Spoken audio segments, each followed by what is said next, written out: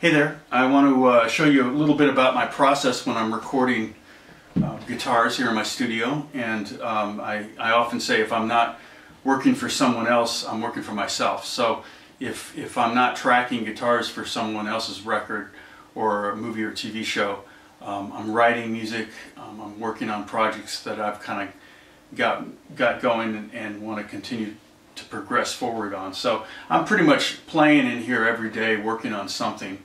And today I was working on a new song by Taboo from Black Eyed Peas. He sent me a track last night and wanted me to add some guitars to it. And so I can't play the track for you. Sorry about that. It's not appropriate to play it yet, but hopefully you'll hear it at some point. And but I can play some of the guitars I did on it. And I did 4 tracks of guitars. I kind of like to overtrack, and I like to give them options if they want. Often in pop music they'll chop and use maybe just 4 bars or 2 bars of what I played and turn it into a loop. And this track, I don't think they're going to do that because this is kind of an old school, almost disco track. So I think it's going to be more of a straight through, and that's why I kind of concentrated on getting a pass that was all the way through with a couple punch-ins here and there if I needed to, or if I didn't like what I did, or if I didn't play in time or whatever. So on 3 of the 4 though, I played the cheap Fender Squier Strat. I paid $99 for this at Guitar Center. I played many of the Squiers at Guitar Center until I found this one. And I'm running through a Keeley compressor, kind of set at like 1030 on the S, which is, I don't know, level is the squash, we call it the squash. The level is right at 12 o'clock. And then my cabinet is in the other room, but this is a Sears Silvertone head from the 60s. And then what I'll do is I can pull it up in here on the microphone here.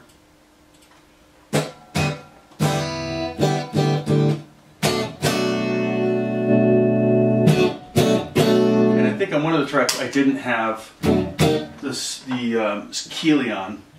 And I usually go out of phase on this guitar because it's just got such a nasty, funky tone to it. One of the key things to do is constantly be tuning. I have a lot of these tuners. I actually need about 10 more. It's a gift idea. Just cannot have enough of these lying around. They're great, and it's real important to kind of keep tabs on your tuning. This song is in B flat minor, basically. So I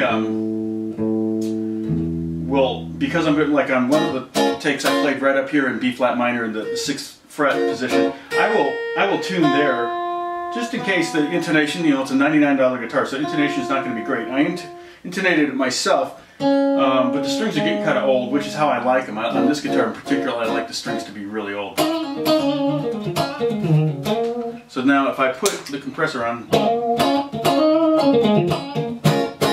you can really hear that very well on this, but that's the sound I got on one of the tracks.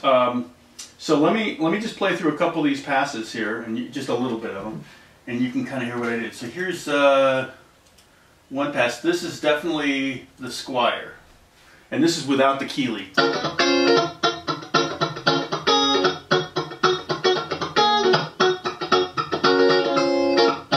Okay, now here's another Squier with the Keeley, similar part. It's a little bassier, a little more bottom end to it, a little airier. And I think it's because I put the, I think I was in the number 2 position. And then the other part I did was more of a picking thing.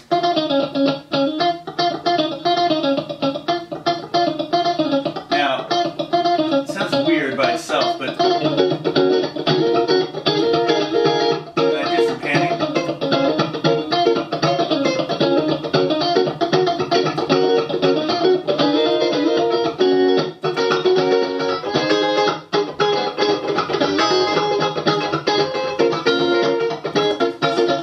That was the bridge. So now I've got 3 tracks up here.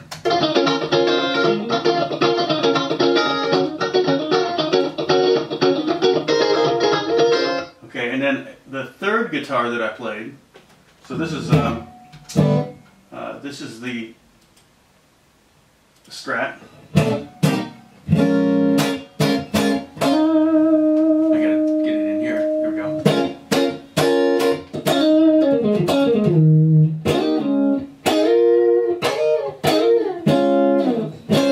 Okay, so now the other guitar that I played, and I'll just put my amp on standby. Plug this guitar, lay it down, grab another guitar. We're a factory here. We just keep moving. And I played this guitar on one of the tracks. I'll put the amp on this track, and you can see there's a little bit more of a jazzy tone. I used these West German picks, these nylon picks that the Edge used, and I kind of did I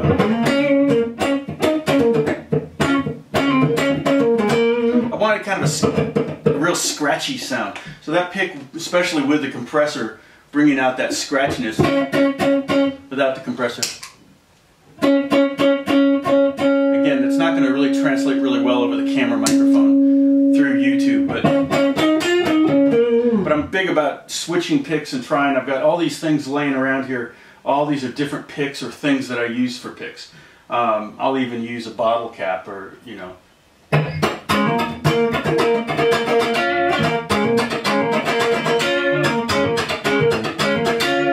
Yeah, I may use that on that track. That's a water bottle cap. So you just never know what's going to sound cool.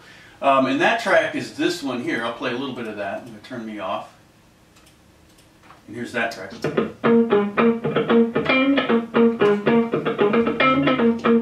I think I just did one pass on this, and when I got to the breakdown, I actually grabbed a different pick and did like a jazz thing.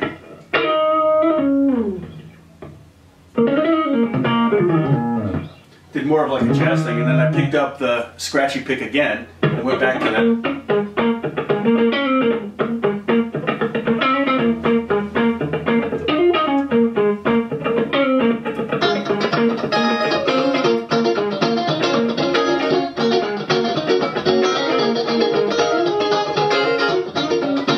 Now I don't think there's any way we're going to use all 4 guitars on this final track. Probably pick 1 or 2 of them and use those, go left and right maybe. So that's my setup. Okay, I'm going to kind of show you around a little bit the setup, just show you the amp room and the amp and everything, so stay tuned. Okay, here's the amp that I'm using, the Sears Silvertone from the 60s. You can see the different picks. Here's that scratchy, I don't know if it's going to zoom in on that or not, but that's the U2 pick. That's the one the Edge uses. And then this is kind of my normal pick for a lot of playing I do. Just the Dunlop Tortex, what's that, the 1.5. There's the Keeley compressor. It's got the nice bright blue light on it. Okay. I tried to use this pedal on it, but I couldn't find a place for it. That's kind of it's a fuzz box, like a crazy fuzz box. All right, so that's that. And then I'm using Logic is my operating system keyboard. I'm actually going just basically, I'll show you the microphone. In fact, let's go do that right now. Here's the guitar closet, and here's the mic. Oh, you know what? The mic was off, so that's why it didn't sound quite right when I was. But when I was tracking, it was like about right there. So that's you know, I like to keep it about an inch or so from the screen, and I'm marked on the. This is the original Sears cabinet. It's got blue frame Jensens in there, which are really nice speakers. I like them a lot. I marked on there just kind of the sweet spots of the 2 speakers. And then basically mic cable, speaker cable goes here to the amp, the back of the amp. Picks, many picks. And then mic cable, I'm just going right into an Apogee Duet. So that's basically my setup. And that's kind of a day in the life. I spend a lot of time doing this and working on tracks. God bless you guys.